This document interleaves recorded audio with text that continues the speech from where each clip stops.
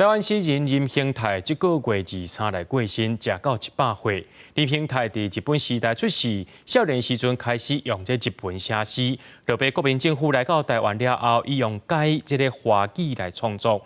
伊伫咧1964年参编又成立历史社。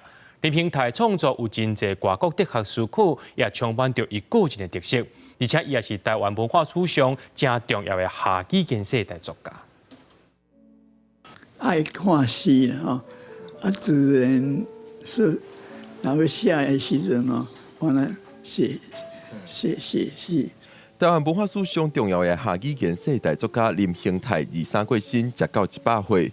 林兴泰经历过日本时代到战后时代，嘛经历过转换创作语言的辛苦。伊伫1964年成立历史社，正做历史诗刊头一任主编。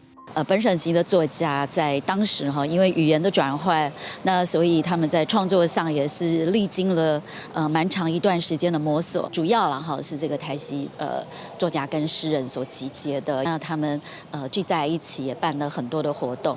林兴泰日本时代用日文写诗，国民政府来台用华文写诗，落尾阁有充满个人特色的符号诗。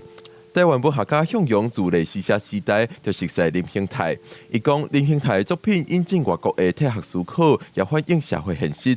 1980年代咱台湾要有百年国代伊就用赖批国来讲因家人唔起哩嘛无买倒来。伊捌主张讲咱台湾要有一个民族主义的文学，将本土现实的文学，甲现代主义的文学。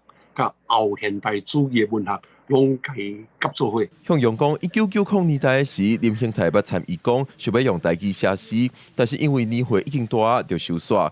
向阳讲，林兴泰的思考是台湾世界当中一个前卫的代表人物，对台湾文学的贡献是真深。